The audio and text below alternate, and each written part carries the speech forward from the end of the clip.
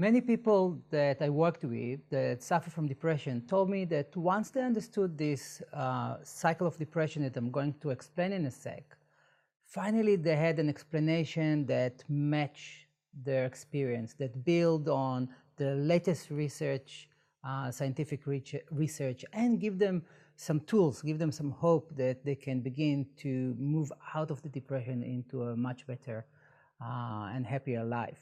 So if you or someone that you know suffer from depression, this might be one of the most important videos that you can watch right now. My name is Itai, and I work as a psychotherapist using hypnosis, so it's hypnotherapist, since somewhere in the 2008. And since I lived in different places, part of the world, and I work mostly online, I literally can say that I worked with people from all over the world. And in really few sessions, really fast, we were able to lift that depression, to help them to move out of that deep hole into a much better life.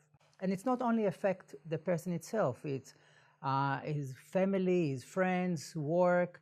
So it's such a positive ripple effect on the surrounding society that I really believe that we really need to start to rethink this issue and start to find new ways to look at it. Even though there are physical symptoms, it's not primarily physical. So we need to stop, treat it as such with over-medication and begin to empower people to take the right steps and to gain control over their life. So let's look at a few of the symptoms that people experience. Perhaps it will be familiar for you. Feeling of exhaustion, usually in the morning. The morning are the worst, like just, getting out of bed, just even the simplest activity like brushing your teeth or having breakfast is such a big hurdle. It's almost impossible. Thing that you used to enjoy, like hanging out with friends or doing some sport, doesn't give the same satisfaction. And most people stop doing that and then have this kind of feeling of something wrong with me. What the point? Why bother? And even though that they seems like inactive externally, in the head, it's work double time. It's really busy and mostly in a negative way, because depression really thrives like a parasite on stress and anxiety.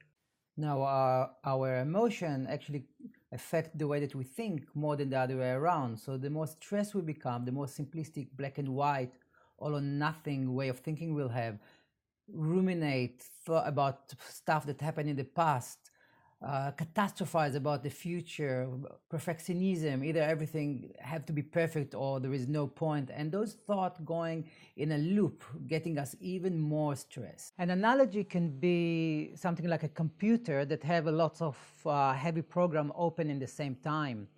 In a certain point, the computer might get slow, even stuck, and then we have to restart the computer. Now the brain, the body, make sure that it won't happen to us. So the way that it does it is at night through the REM state that associates with dreaming. The brain will release those emotional expectations, so we'll have a fresh start the next day.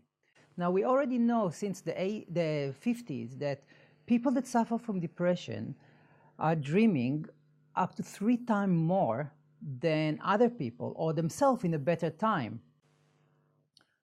Now, when we are in the REM state, the brain is as active as awake time.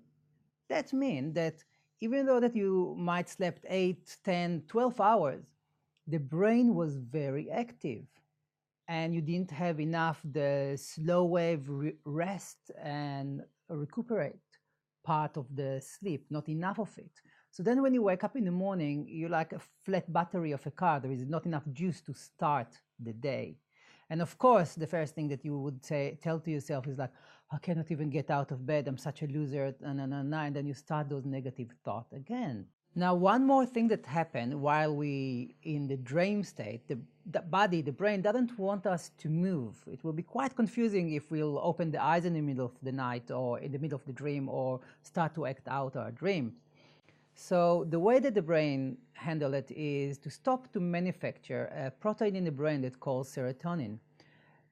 Serotonin responsible on few things in our body, mind, and one of them is that push, this impulse to move. So if you most of the night the brain didn't manufacture it, didn't produce it, then in the morning you don't have enough this impulse to get out of bed, to start to move, to do something.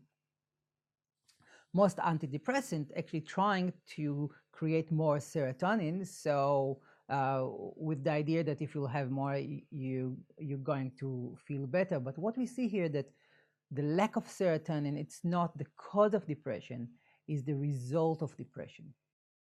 Another function of the serotonin is to give us this feeling of satisfaction, of like, this was a nice meal, or I just really enjoy this time with friends. If we don't have enough of it, of course, we won't feel that satisfaction. And then people just skip those activities. One tip is to give the brain, the best way to give the brain the message to start to produce more serotonin is movement. So I know it's difficult, but get out of bed and go for like 15-20 minutes walk in the morning will give the brain the message, create serotonin. And this is one of the reasons that most people say that like the morning are the worst, but as the day progresses, they feel a bit better. So just to look at all of this cycle again, it starts with a very busy, negative, stress mind and body that create over dreaming, over REM state.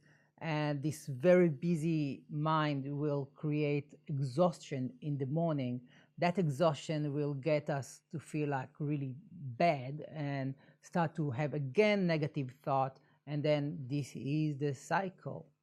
Now, of course, we can go deeper into it and there is many more components, but just get this. If you understand that, like you already see that there is a system here, and a system we can start to break, we can start to change. Now, how we do it? Well, this is something that we need to do together. This is where the art of change come in and where you as an individual coming in. We have to talk and figure it out together. So underneath this video will be a button that says, let's talk.